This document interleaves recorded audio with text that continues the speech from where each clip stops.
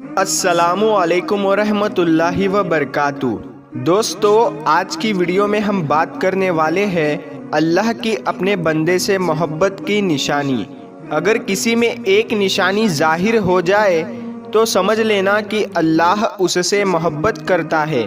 ساتھ ہی ساتھ ہم دوستو آپ کو بتائیں گے کہ حضرت علی نے فرمایا عورت کو گالی دینا کیسا ہے، اس کے ساتھ مار پٹائی کرنا کیسا ہے، اس سے گھر میں کیا کیا ہوتا ہے۔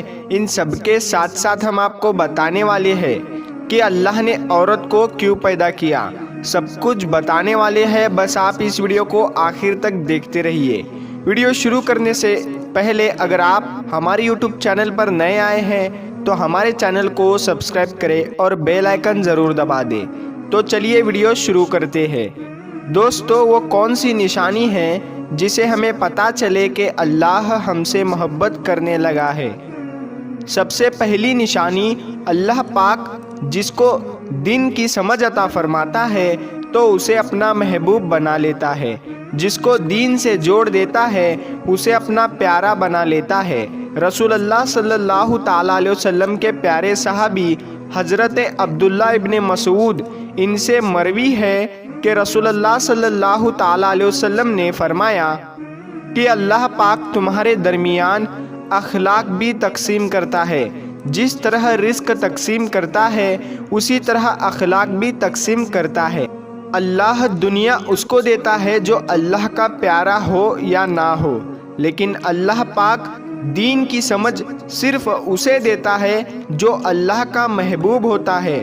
عبادت کی محبت، قرآن کی محبت، اللہ کی محبت، اللہ کے ذکر سے محبت، رسول اللہ صلی اللہ تعالیٰ علیہ وسلم پر درود و سلام بھیجنے کا شوق اور تڑپ، یہ وہ چیزیں ہیں جو اس بات کی نشانی ہے کہ اللہ نے بہت پیارا بنا لیا ہے۔ دوسری نشانی، رسول اللہ صلی اللہ تعالیٰ علیہ وسلم نے فرمایا اللہ جب کسی کو پیارا بناتا ہے تو پھر اس کی تھوڑی سی آزمائش بھی کرتا ہے، یعنی دیکھنا یہ چاہتا ہے کہ یہ بندہ میرے فیصلے پر راضی ہوتا بھی ہے یا نہیں۔ جو راضی ہو جائے اللہ پاک اسے دنیا میں بھی راضی کرتا ہے اور آخرت میں بھی راضی کرے گا، اور جو اس وقت بوکھلاٹ کا شکار ہو جائے کہ یہ کیا ہو گیا میرے ساتھ، میں تو نماز بھی پڑھتا ہوں، قرآن پاک کی تلاوت بھی کرتا ہوں، پھر مجھے سر درد کیوں ہو رہا ہے، بخار کیوں آ گیا ہے، میں تو دین کا کاربند ہوں، پھر مجھے کیوں فکر ہو رہی ہے، تو ایسا نہیں سوچنا چاہیے۔ حضرت بلال حبشی سے کسی نے پوچھا کہ آپ بڑی توحید کی باتیں کرتے ہیں تو آپ کو اتنی بری طرح سے مار کیوں پڑی ہے؟ تو آپ نے فرمایا کہ تم بھی تو بازار جا کر برتن خریدنے سے پہلے اسے بجا کر دیکھتے ہو کہ مٹی صحیح طرح سے لگی ہے یا نہیں، تو بس اللہ نے بھی مجھے آزمایا تھا۔ اس کے بعد یہی وہ غلام تھا جس کا رنگ بھی کالا تھا، موٹے موٹے ہونٹ تھے، جس کے بارے میں اللہ کے پیارے رسول صلی اللہ تعالیٰ علیہ وسلم فرماتے ہیں کہ جب میں جنت میں جا رہا تھا، جب مجھے معراج کرائی گئی تو آگے آگے کسی کی چلنے کی آہٹ سنائی دی۔ میں نے حضرت جبرائیل علیہ السلام سے پوچھا کہ یہ کون ہے؟ جواب ملا کہ یہ بلال حبشی ہے جو آپ کے آگے چل رہے ہیں۔ حضور پاک صلی اللہ تعالیٰ علیہ وسلم جب واپس آ گئے تو حضرت بلال سے پوچھا کہ تم کون سا عمل کرتے ہو، کون سا کام کرتے ہو؟ تو حضرت بلال نے بتایا کہ یا رسول اللہ صلی اللہ تعالیٰ علیہ وسلم، آپ ہی نے تو بتایا تھا۔ تو حضور پاک صلی اللہ تعالیٰ علیہ وسلم نے پوچھا کیا بتایا تھا؟ تو حضرت بلال حبشی نے فرمایا کہ آپ نے ہی تو فرمایا تھا کہ ہر وقت باوضو رہنا، تو میں ہر وقت وضو کی حالت میں رہتا ہوں، اور جب بھی میں بے وضو ہوتا ہوں تو اسی وقت نیا وضو کر لیتا ہوں، اور جب وضو کرتا ہوں تو تب 2 رکعت نماز بھی پڑھ لیتا ہوں۔ سبحان اللہ، چلتے زمین پر ہے اور قدموں کی آہٹ جنت میں سنائی دیتی ہے۔ سبحان اللہ۔ تو آزمائش اللہ پاک کی محبت کی دوسری نشانی ہے۔ اسی لیے اگر کوئی فکر یا پریشانی ہو، اس کا یہ مطلب نہیں ہوتا کہ پتہ نہیں کہ مجھے کیا ہو گیا ہے۔ اللہ پاک اپنے پیاروں کو ہی آزماتا ہے، ایسا بالکل بھی نہیں کہنا چاہیے۔ تیسری نشانی تو بہت ہی زیادہ خوبصورت نشانی ہے، جس سے مجھے اور آپ کو پتہ چل سکتا ہے کہ اللہ پاک مجھ سے اور آپ سے راضی ہے، محبت کرتا ہے یا نہیں کرتا۔ تو وہ نشانی یہ ہے کہ اللہ پاک جب کسی بندے سے محبت کرتا ہے تو اس کی طرف خوبصورت بدلاؤ لاتا ہے۔ حدیث میں آتا ہے کہ جب اللہ پاک کسی سے محبت کرتا ہے تو اللہ پاک فرماتا ہے، آواز دیتا ہے جبرائیل علیہ السلام کو، اس کے بعد آسمانوں میں زلزلہ آ جاتا ہے، سب فرشتے بے ہوش ہو جاتے ہیں، اور پھر جب اللہ کے حکم سے سب ہوش میں آتے ہیں تو سب سے پہلے جبرائیل علیہ السلام کو اجازت ہوتی ہے۔ تو جبرائیل علیہ السلام سوال کرتے ہیں کہ ہمارے رب نے کیا فرمایا ہے، اور اس کے بعد خود ہی کہتے ہیں کہ اللہ نے جو بھی فرمایا ہوگا وہ حق فرمایا ہوگا۔ پھر اللہ فرماتا ہے، جبرائیل میں نے آج اس بندے کو اپنا محبوب بنا لیا، تم بھی اسے اپنا محبوب بناؤ۔ جبرائیل علیہ السلام بھی اس بندے سے محبت کرنے لگتے ہیں۔ پھر جبرائیل علیہ السلام کو حکم ہوتا ہے کہ آسمان کے تمام فرشتوں کو خبر دے دو، یہ اللہ کا پیارا بن گیا ہے۔ جبرائیل علیہ السلام بھی اس سے محبت کرتے ہیں، اور آسمان کے تمام فرشتے، تمام نورانی مخلوقات بھی اس سے محبت کرے۔ ساتوں آسمان کے خربوں فرشتے اس سے محبت کرنے لگتے ہیں۔ پھر ایک فرشتہ آسمان سے دنیا میں آتا ہے اور اعلان کرتا ہے کہ اے لوگو، فلاں شخص اللہ کا محبوب ہے۔ جبرائیل علیہ السلام اس سے محبت کرتے ہیں، تمام آسمانوں کی نوری مخلوقات اس سے محبت کرتی ہے، تم بھی اس سے محبت کرو۔ اور پھر دنیا والوں کے دلوں میں اللہ پاک اس بندے کی محبت ڈالتا ہے۔ تو میرے پیارے بھائی اور بہنوں، دنیا میں دو کام ضرور کرو جس کو کرنے سے اللہ ہم سے راضی ہو جائے، اللہ ہمیں اپنا محبوب بنا لے۔ انشاءاللہ دنیا میں بیڑا پار ہے اور آخرت میں بھی ہمارا بیڑا پار ہے۔ حضرت عبداللہ ابن عباس فرماتے ہیں، جب نیکیاں قبول ہو جاتی ہے تو انسان کے جسم میں یہ 5 نشانیاں ظاہر ہوتی ہے۔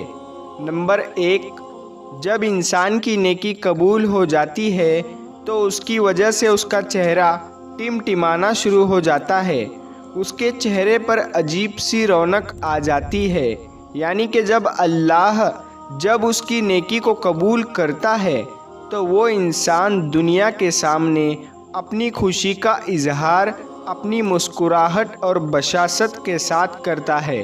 وہ ہر ایک وقت خوش رہتا ہے، بلکہ یوں لگتا ہے کہ اس دنیا میں اس سے بڑا سکون اور وقار والا کوئی نہیں ہے۔ لگتا ہے کہ اسے دنیا کا کوئی غم ہی نہ ہو۔ یہ خوشی ہر ایک کو نصیب نہیں ہوتی۔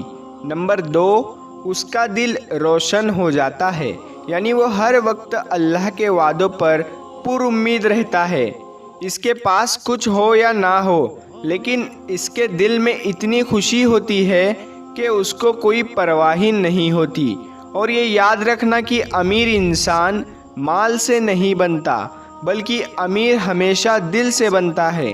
حضرت امام علی فرماتے ہیں، دولت مٹی کی طرح ہے اور مٹی کو پیر کے نیچے رکھنا چاہیے۔ اگر سر پر چڑھاؤ گے تو وہ قبر بن جائے گی، اور قبر زندہ لوگوں کی نہیں ہوتی۔ نمبر 3، جب کسی کی نیکیاں قبول ہو جاتی ہے تو اس کے جسم میں عجیب سی طاقت آ جاتی ہے، یعنی اس کے جسم میں نیکی کی طاقت ہوتی ہے اور شیطان اسے گمراہ نہیں کر سکتا۔ شیطان سے بچنے کی قوت اللہ اس کے جسم میں پیدا کر دیتا ہے۔ نمبر 4، وہ اپنے مال و دولت میں فراوانی پیدا کرتا ہے، یعنی اللہ اس کے رزق میں برکت پیدا کرتا ہے۔ وہ چاہے لوگوں پر کتنا بھی خرچ کرے، ضرورت مندوں کو کتنا بھی بانٹے، اس کی دولت میں کمی نہیں آتی۔ حضرت امام علی فرماتے ہیں، نصیب کا رزق انسان کو ایسے تلاش کرتا ہے جیسے مرنے والے کو اس کی موت۔ اور نمبر 5، لوگوں کے دلوں میں اللہ اس کی محبت پیدا کر دیتا ہے، یعنی جب اللہ اپنے بندے سے خوش ہوتا ہے تو اس وقت اس کی محبت لوگوں کے دلوں میں پیدا کر دیتا ہے۔ دوستو، اب ہم آپ کو بتاتے ہیں عورت کی ذمہ داری کیا ہے۔ حضرت علی نے فرمایا، عورت کی سب سے بڑی ذمہ داری کیا ہے؟ حضرت علی رضی اللہ تعالیٰ عنہ کی خدمت میں ایک شخص آیا اور دست ادب کو جوڑ کر عرض کرنے لگا، یا علی، میری بیوی میرے گھر کا کام صحیح نہیں کرتی، نہ میرے کپڑوں کی دیکھ بھال کرتی ہے، نہ گھر کی صفائی ٹھیک طرح سے کرتی ہے، تو کیا میرا ڈانٹنا، غصہ کرنا صحیح ہے؟ بس یہ کہنا تھا تو امام حضرت علی شیر خدا نے فرمایا، اے شخص، کس نے کہا کہ تمہاری بیوی پہ تمہارے گھر کا کام واجب ہے؟ یاد رکھنا، اسلام نے عورت کی عزت کو جتنا بلند کیا ہے اتنا کسی مذہب نے نہیں کیا۔ میں نے اللہ کے رسول سے سنا، عورت کی سب سے بڑی ذمہ داری یہ ہے کہ وہ اولاد کی اچھی پرورش کرے اور وہ اپنے اولاد کا خیال رکھے، لیکن اگر اپنے اولاد کی پرورش کرنے کی اجرت شوہر سے مانگنا چاہے تو وہ بھی مانگ سکتی ہے، اور تم گھر کے کام کی بات کر رہے ہو۔ خوشی سے گھر کا کام عورت کرتی ہے، گھر کو سنبھالتی ہے، تو یہ اس کی عظمت ہے، یہ اس کا بڑپن ہے۔ اس کا شکریہ ادا کیا کرو، اس کا احترام کیا کرو۔ میں نے اللہ کے رسول سے سنا کہ جس وقت عورت اپنے گھر کا کام کرتی ہے اس وقت اللہ اپنے فرشتوں کو زمین پہ بھیجتا ہے اور کہتا ہے کہ جب تک یہ عورت گھر کا کام کرتی رہے اس کے لیے عبادت کرتے رہو، اور وہ پورا وقت جو عورت گھر کے کام میں لگاتی ہے وہ اس کی عبادت میں شامل ہو جاتا ہے۔ یہ عورت کی عظمت ہے کہ وہ تمہارے گھر کو جنت بناتی ہے، تمہارے بچوں کو عظیم انسان بناتی ہے۔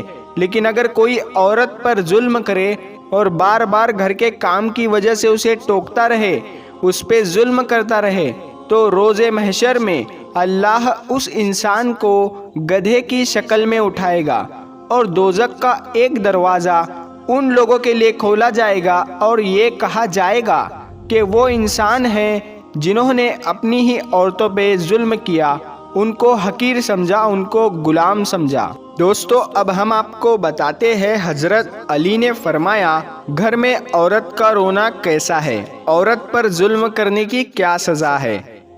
حضرت علی راستے سے گزر رہے تھے، دیکھا کہ ایک شخص اپنی بیوی پر ظلم کر رہا تھا، تشدد کر رہا تھا۔ حضرت علی ان کے قریب گئے اور فرمانے لگے، اے شخص، اللہ سے ڈرو، تمہاری مفلسی، پریشانی اور رزق میں تنگی کا سبب یہ ہے کہ تمہاری بیوی تمہارے ہی ظلم کے وقت تمہارے ہی گھر میں روتی ہے۔ میں نے اللہ کے پیارے محبوب رسول اللہ صلی اللہ تعالیٰ علیہ وسلم سے سنا کہ جس گھر میں عورتیں روتی ہیں اس گھر میں رزق کے فرشتے نہیں آتے، اور یوں اس گھر میں رہنے والے مردوں کے رزق کی راہیں تنگ ہونے لگتی ہے، اور یوں وہ پریشانی اور مفلسی میں گرفتار ہو جاتے ہیں۔ یاد رکھنا، اللہ نے اولاد مرد کی تقدیر اور دولت عورت کی تقدیر میں لکھی ہوئی ہے۔ اگر تم یہ چاہتے ہو کہ تمہارے رزق میں فراوانی ہو، عزت، شہرت، دولت وہ دن بڑھتی جائے، تو اپنے گھر میں اپنے عورتوں کا خیال رکھو، انہیں خوش رکھو۔ اللہ کے فضل و کرم سے تم عزت، شہرت اور دولت میں فراوانی پاؤ گے۔ دوستو، اسی طرح کا ایک اور واقعہ ہے کہ ایک مرتبہ حضرت علی راستے سے گزر رہے تھے، آپ نے دیکھا ایک شخص اپنی عورت پر ظلم کر رہا تھا، اس کی توہین کر رہا تھا۔